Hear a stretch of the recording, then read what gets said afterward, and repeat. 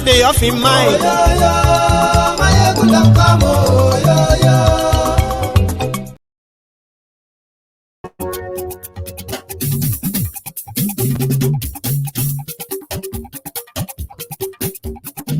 Mayegun làwa mọ̀. Hello there. Mayegun diary, Mayegun number one. Mayegun làwa mọ̀, làwọn tó dòdòdò. Mayegun diary. Good morning to you, good afternoon to you, and good evening to you from wherever you are watching from. This is Mayegun live. Mayegun diary, Mayegun number one. Gbogbo bó ṣe ń lọ ni Mayegun já wa sí. Mayegun diary, Mayegun number one. Àṣírí ọ̀jẹ̀lú kì í bò níbẹ̀ o. Mayegun diary, Mayegun number one. Thank you so much for joining me from wherever you are watching from. Remember, share this broadcast. Invite your friends. Invite your not so friendly friends and tell them, Mayegun today. Mayegun diary politico. Mayegun diary, Mayegun number one. Godfatherism, kò sí lọ́rọ̀ Mayegun. Mayegun diary, Mayegun number one. One stone man to death in Sokoto for blasphemy again. Just a little bit over a year when they did the same thing to Deborah, they burned her to death.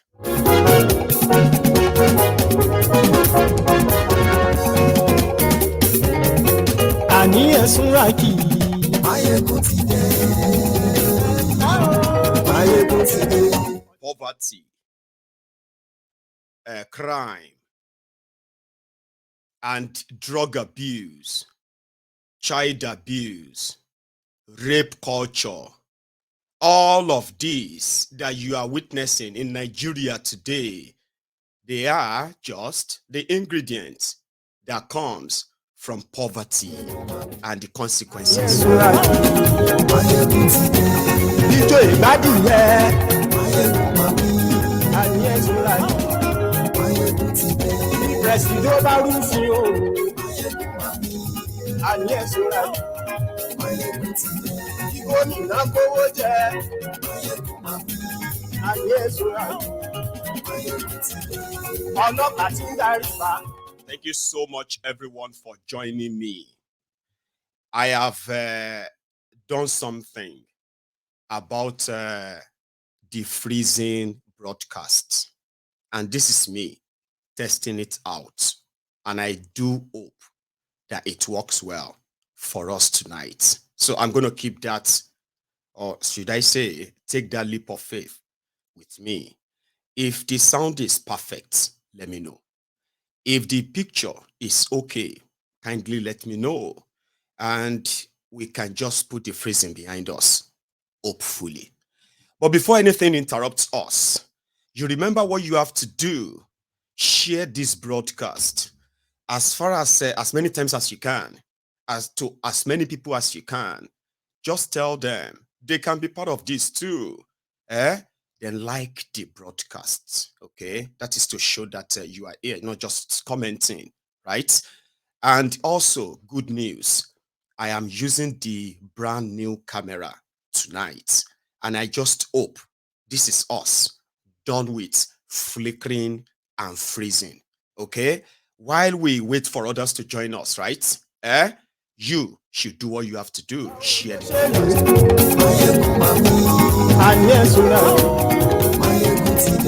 ọ̀jẹ̀lú ẹ̀sùn ràkì. Mayegun ti dé. Àní ẹ̀sùn ràkì. Mayegun ti dé.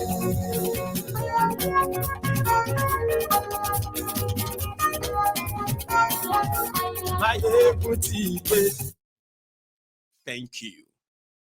Ladies and gentlemen, some people will say, if somebody is very patient enough and they have the resources, they can turn all events in Nigeria, everyday events in Nigeria, into an endless series on Netflix. For example, one day, 1,000 problems. and many thousands, if not millions, of victims. Bad leadership does not favor or work for anyone, including those who are ready to spill their blood for them. And bad government or bad leaders, they don't elect themselves. There are things that keep people more divided than united, in a way that the criminals who always want to, those criminals who always want to be your leaders have always been criminals who understood this line of division.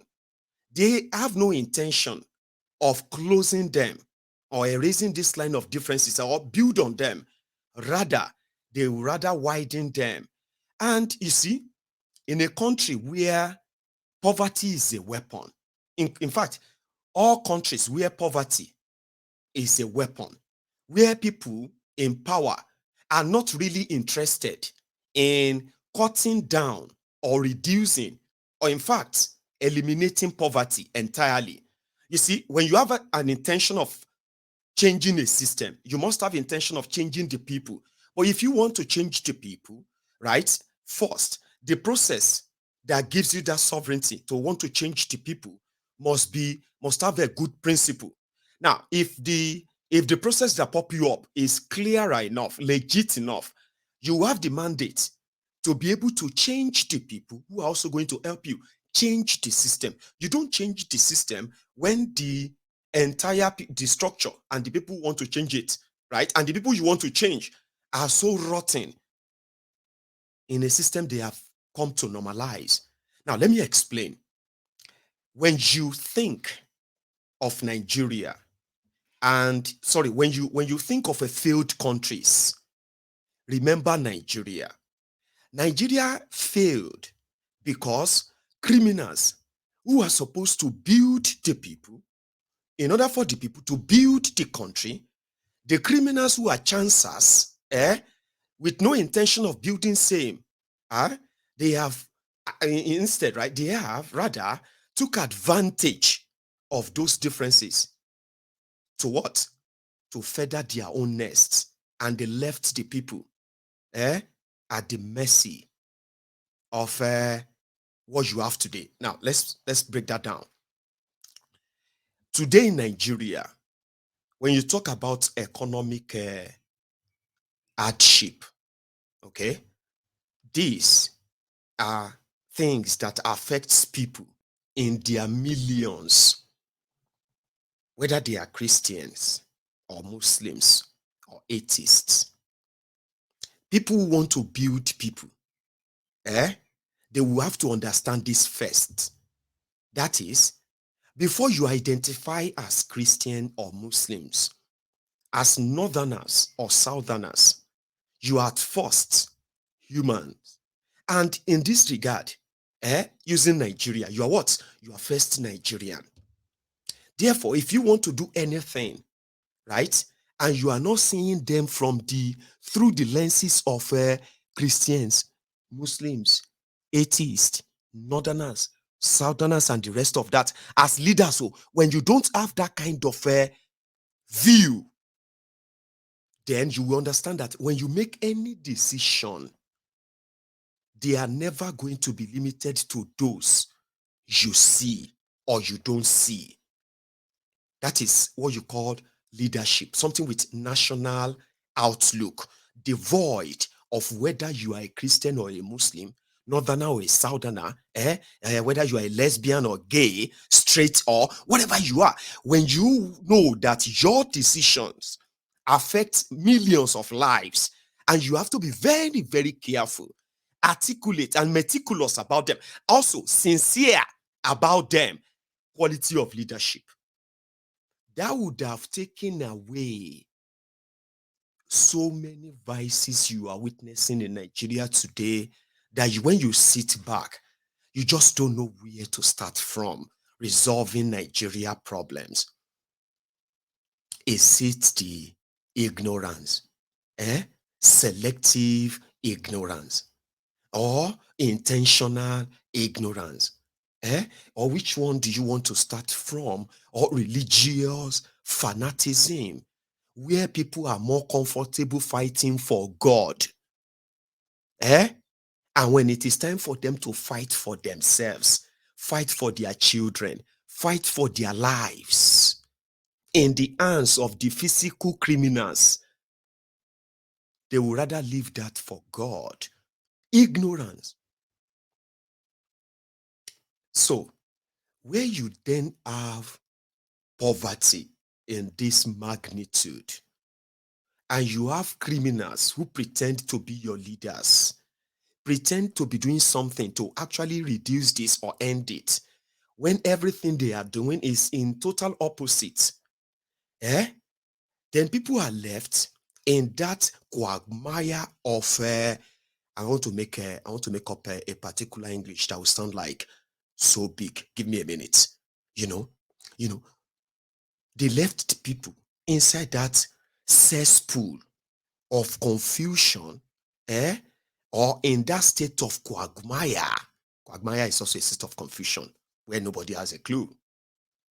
And it became dog eat dog. Religion has now taken the center stage. When their politics pops up, if it is not religion, it will be tribal, ethnic, or if it is neither of them, it will be both. Things that never really add any value. They've never added any. They will never add any.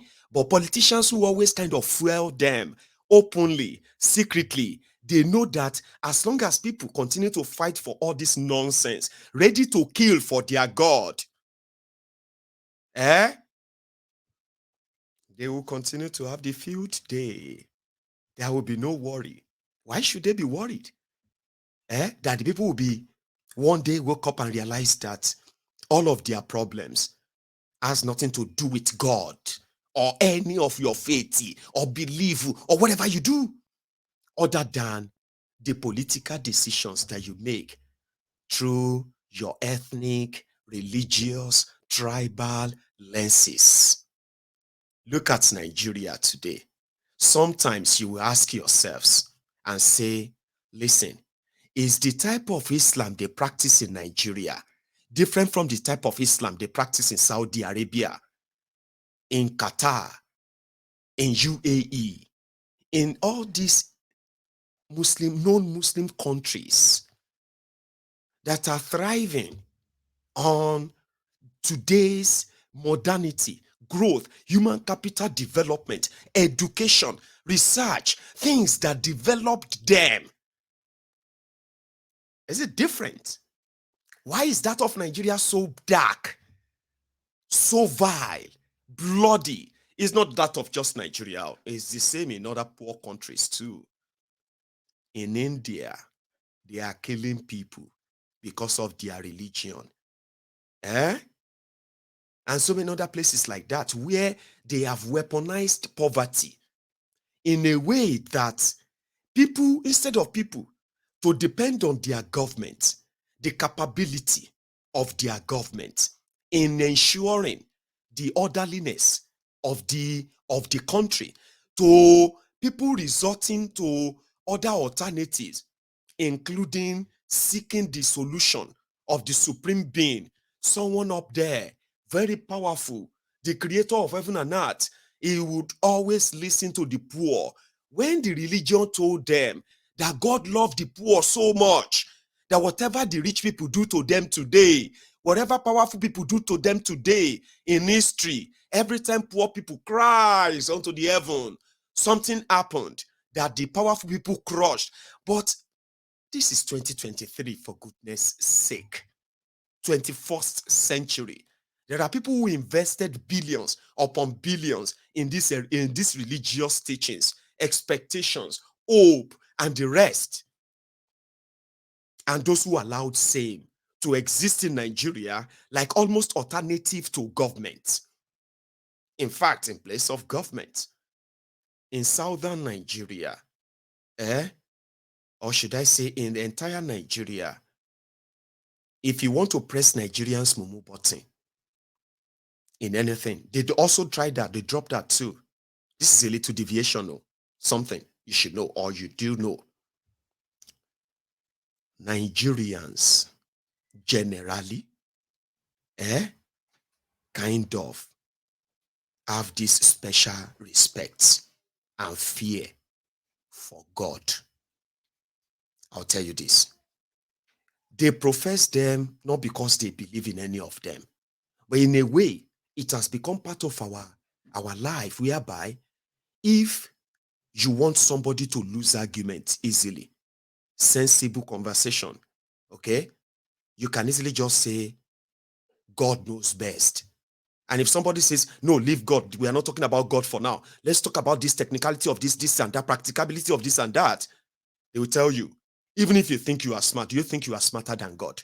Even this, your brain, even this wisdom you think you have, is God that is giving it to you. So in a way, no matter how smart Nigerians or any Nigerian is, no matter how intelligent and, kind of, superb he is, there is this personal thing they buried I don't know where part of our brain they buried it. Yeah, there's something that always tells us that we couldn't have achieved anything except because God said we are going to do it. I'm not saying it's wrong, but I'm trying to tell you how this also transformed into how they make you see the failure of criminals who wanted to fix a country. Because they wanted to fix a country, they asked for the job.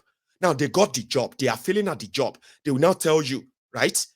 All we need to do is to ask God to give them guidance. Remember, even if you are so brilliant, very brilliant, they believe that God gave you that. And if you begin to feel like it's you, God will destroy you. Do you remember that? The fear of, if you decide to say, oh, man, I did that, and somebody says, no, just say God did it. It's God that did it. So naturally, people didn't know that we were in a way conditioned. Okay, I'm not saying it's bad again. I'm not saying it's bad though. This is personally when people give glory to God, what God has done in their life, you see it as that's what you are. Okay.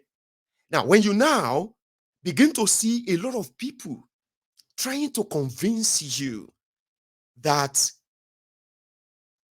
whatever Nigerians are going through the failure of bad leadership, divisive government, divisive politics, and deceitful religious bodies in Nigeria, in a way, they'll begin to kind of take you away from that one I told you just now to the one that will say, God knows the best.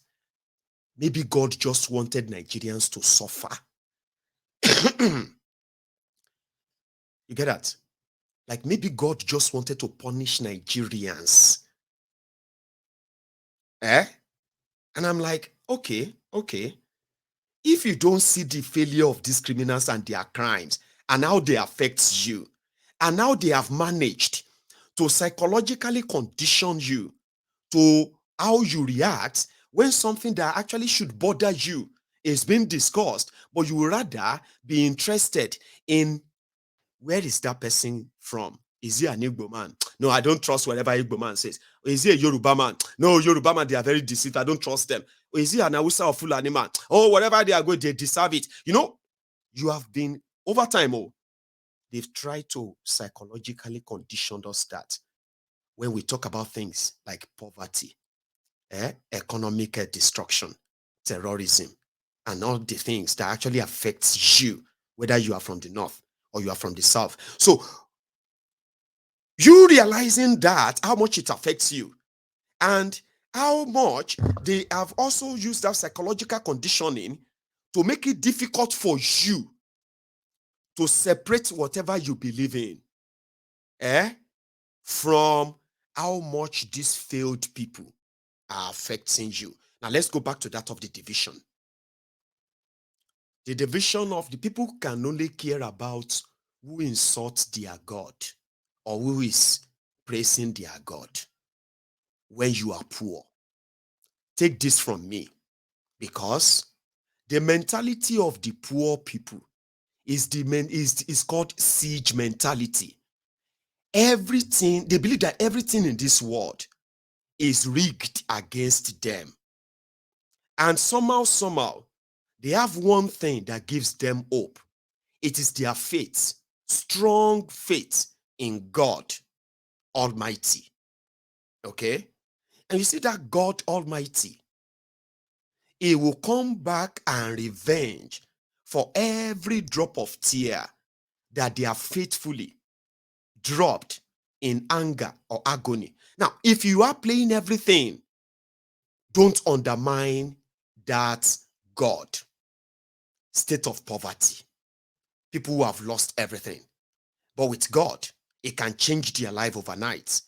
And in this state, there are those who are preaching to them every now and then that it is actually their last hope. Okay? If they have to kill for that God, if anybody insults that God, in fact, in the face of that God, they will be rather rewarded, even though the world may see it as homicide, killing people. But in the face of that God, they will be rewarded abundantly. Now imagine people who grew up that way, raised and trained to believe that they can fight for God, without knowing that those who condition them that way also have the political control over them, using that same opening. I mean, that little gap. So in Nigeria, people fight for God and they live their own fight for God. In Sokoto State, a trader is accused of blasphemy, insulting the prophets. And insulting prophets is like inciting violence, okay? Which, in all manner of responsibility, like nobody should insult anybody's faith. Don't even try. Why? To what end? You should. I mean, out of self-respect, okay? You have your faith, another person has his, and everybody believe that. They believe whatever they believe in. Okay? You respect yourself very much, and you respect what you believe in so much. Okay? Now, you represent what you believe in. Now, there shouldn't be any competition on that, right? And nobody should insult anybody's religion just because you wanted to show that they cannot do anything to you. But here is the twist. Here is the problem. If insulting the prophet is a crime, from what I know, that crime is triable. There's a word like that, which means if anybody is accused of insulting the prophet, according to Islam, such person will be taken before the judge, and they will present evidence, eyewitness, to say he insulted the prophet. The judge, the Grand Qadi, they will now pass a judgment on that person. That's the process. Lynching, public lynching, and the other attacks that we have witnessed, murder, homicide, they are not Islamic. But because culturally, when you see poor people, like I said, what they have is called siege mentality. In every chance they have to let out their rage and frustration, all they need is just one single reason. All I need is just one reason to attack you. If I say the way you look at me is condescending, and in my religion, if you look at me that way, you deserve to be killed. And you'll be wondering, what kind of religion is that? Then I unleash this violence on you. Now, this is strange to you because number one, you are not in that, you don't know that religion, or you don't kind of follow that religion. You get what I mean now? So it's not complex. It is taking advantage of the poor people, using religion, just an excuse, just something. So if they say, Okay, if you do that, it's justifiable. I mean, it's justified in the course of this so and so. And then you see preachers that encourages same. Okay, if anybody does this, if you do this, you are doing it in the name of God. Yes, you are right. And let me tell you something. In case if you have lived all your life in Nigeria and you've never been outside Nigeria, okay, you see, outside Nigeria, in the rest of the world, any religion that can make you either attack, kill, or do as told, they are not called religion outside Nigeria. They are called cults. Cult followership. It's like cults. In northern Nigeria, they have different Islamic cults that have different teachings. They have different people they groomed for their own different teachings of Islam in northern Nigeria. This clash of cultism exists in northern Nigeria. So if you go to some part of northern Nigeria and you do some things and you realize that people didn't kind of are so aggressive, right? And you go to another part of northern Nigeria and they start warning you in this axis of this particular part, yeah? Don't try this, don't try that, because the people that control this area, they are more fanatics. They do, their sheikh has told them, if they kill you, government cannot arrest them. You will see policemen and their van, they will watch you being beaten to death or burned to death. Nobody will touch them in that part. People, that kind of, that's what, but outside Nigeria, in America, there has been several cults. People who believe in different kind of faith, religion. There are those who have camped very massive land in America, who have camped their followers that believe that the world was going to end. Several cults who have killed themselves en masse because of what they believed in. If you go, there are those who have engaged the American authority in gun duel, because according to them, they saw that American government was going to come in and attack them because of their faith. There are courts and where they tell you that your faith is so huge and so strong, there is nothing like it that exists in the world. See, you might have grown up in Nigeria and be hearing about Muslim Christians. In this world that we are, my dear brothers and sisters, there are over 10,800 religions in this world. You know why? There are over 7 billion human beings on this earth. And guess what?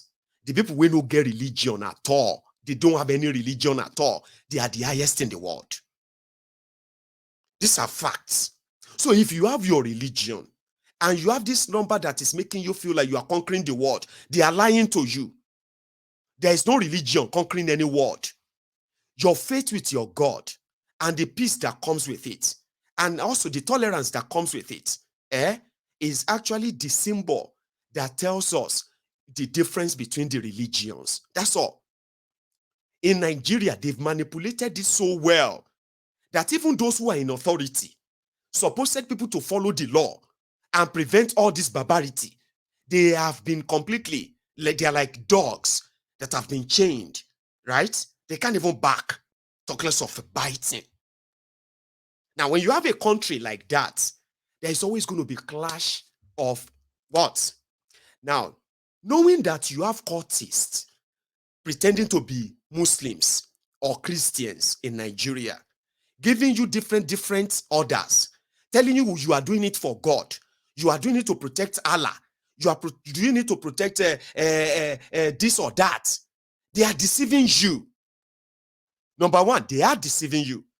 Anything you do for that your Allah to hurt, if you hurt anybody in the name of Allah, you are not doing it for Allah.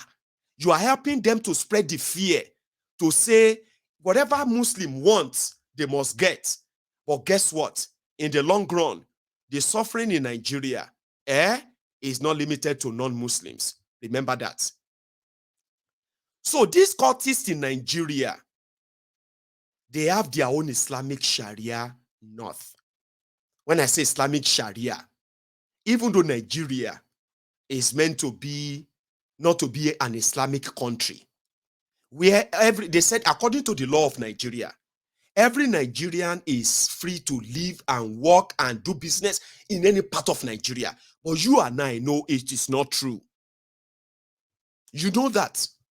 I cannot go to some part of Nigeria and open up alcoholic business, clubhouse, and the rest of that. There are some part of Nigerians that will tell you, but why would you go and do that there? Even though Nigeria is not an Islamic country. A lie. But you know where the corruption that brought about this destruction in Nigeria, you know where it has led people to? People are now using this blasphemy, okay, to go after people that they want dead. Are you following me? Because there is no way to prove that somebody has blasphemed against the prophet when they are dead. You know, when you are dead, how do you prove it to the court that you didn't blaspheme? When the people that committed the murder are not arrested, not on trial, not anywhere. So how do you prove that somebody has blasphemed against the prophets when they are not given the chance to actually say what they, right? So the corruption of a jungle justice in this regard, which is like justified in this part of northern Nigeria, because they will say, why did you even say that? The person they are asking, why did you insult prophets, is dead or she's dead. The murderers are bragging and walking freely everywhere.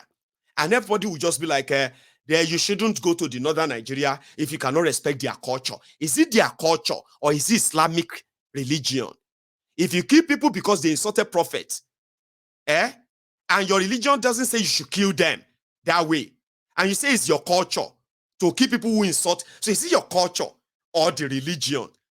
You know, the mixed match, that is where I'm coming to. You have no chance to defend yourself in this case. So if you want somebody gone in your community, let me give you instances. A woman was killed in that same northern Nigeria because she was preaching too early in the morning. And her preaching, Christian preaching in the morning, was preventing the morning prayers from the mosques. So they said they told her to stop coming out early in the morning, like 5:30, when they are going to do the prayer.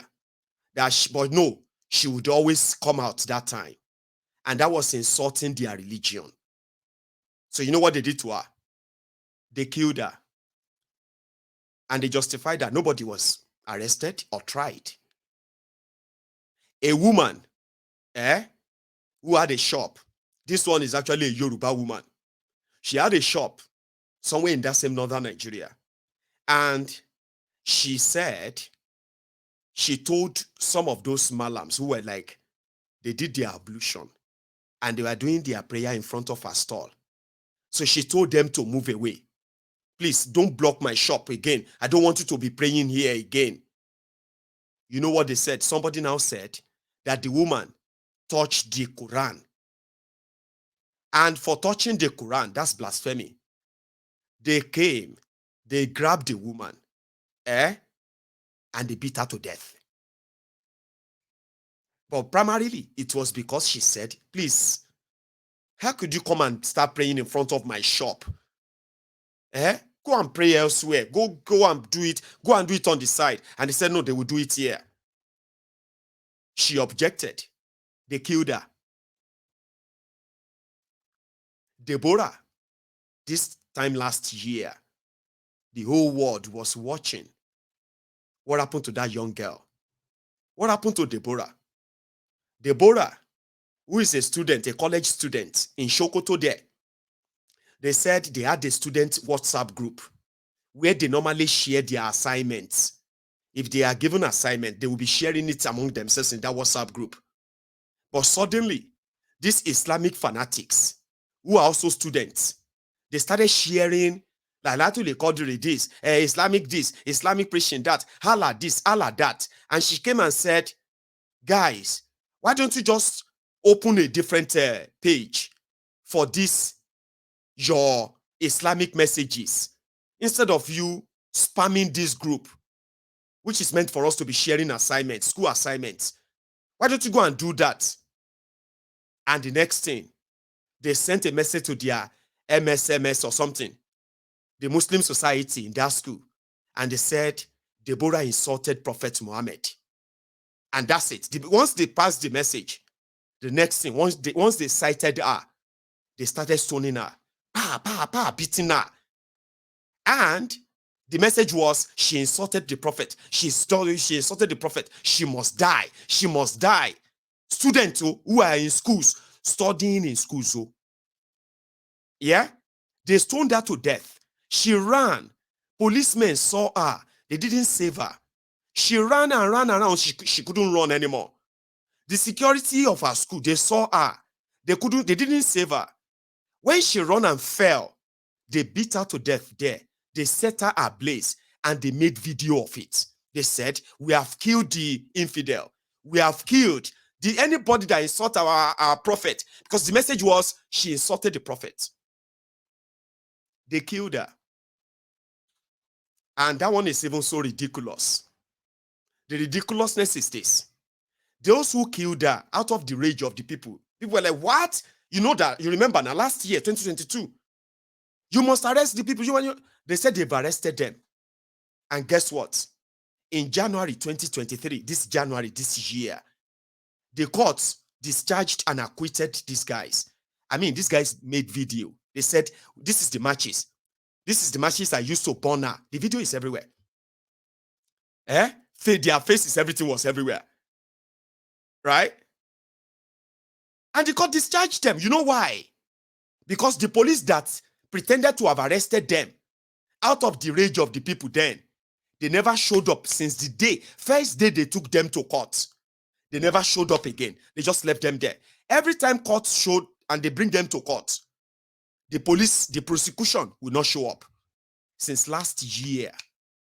So January this year, the court discharged and acquitted them of murder. And that's where they are in society right now.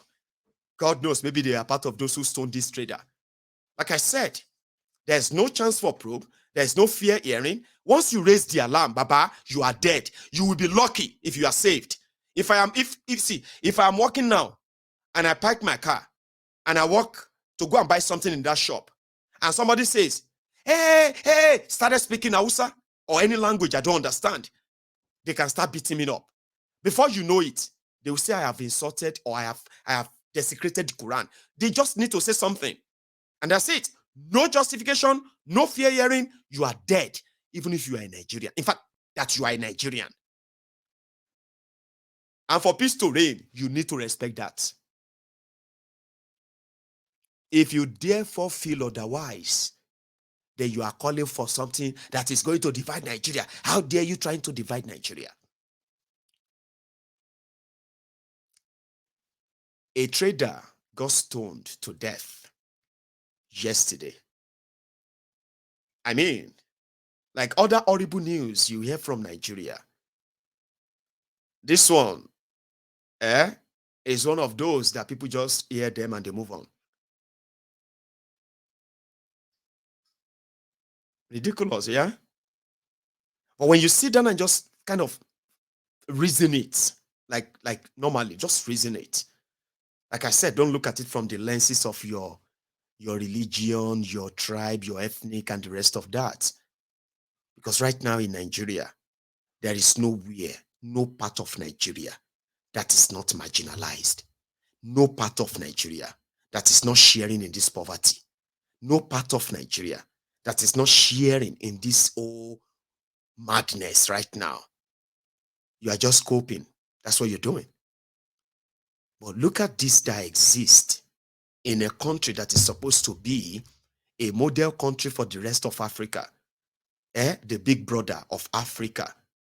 But that became the crippled giant of Africa. Nigeria has become more or less like a burden of Africa. Nigerians are being despised, hated upon by other Africans, because rather than us being the model for the rest of Africa, the failure at home, the failure back home is presenting us as a burden to the rest of Africa. Now, when you look at all of this, we all share in all of this. Where is that your God? Where is that your faith? Where is all of this belief? Where is that your tribe belief? Where is that your ethnic belief? That one you hold so dearly that you are ready to kill for. But the criminals who are actually enjoying the division so much that you are also backing. Where is all of this? There's no part of Nigeria that is not affected right now. Poor electricity. Tell me about it. Tell me any part of Nigeria that your children are not still shouting up NEPA, even when they have changed the name for nearly 20 years now to PHCN, power holding. Yet, even the children they gave birth to this year, once they begin to stalk, up NEPA, up NEPA, up NEPA. Tell me where they don't say that in Nigeria today. Tell me where this child mother mortality rate is not high in Nigeria today. Tell me where this poverty, underdevelopment, infrastructural decay, and all the things that touches and affects you. Tell me where this unemployment does not touch currently in Nigeria today. Tell me. Everybody is having a share of the failure. But you are divided by religion, tribe, and all those things that just want to make you feel superior, like you are superior than the other and all of that. It doesn't work that way. So take a look at it. They stoned somebody to death for insulting the prophet, who would never hear his own side of the story. And the state governor came out to say, he's a new governor, and he said he's not going to tolerate anybody insulting the prophet. What's he talking about? They just murdered somebody. I would probably have seen where he's going to say, we're going to launch investigation. But we know what it means. If he says he's launching investigation, he's telling his base that what they did is wrong. And he can't say that. He can't say that. None of them can. Especially with the political structure of Nigeria, which is based on ethnic, tribe, and religion, supremacy. So they are not helping matter. Like I said, you would expect those who are constitutionally empowered to stop that, right? And arrest those who are trying to take the law in their hands, lynch people in public. You got what I mean? In the name of religion. And you will never hear the other side story. Like, how do you actually move a society like that? Move the society forward like that? And who is going to be next? A guy has been sentenced to death in Kano because he posted something on social media that they considered an insult to the prophet. And the court that sentenced him to death is a Sharia court. Sharia court, not Nigeria court. Although they kind of believe that the Sharia court can sentence you to death, or you're practically not going to be killed. But imagine being sentenced to death for insulting a prophet in Nigeria. The purpose is actually not that they respect the prophet themselves.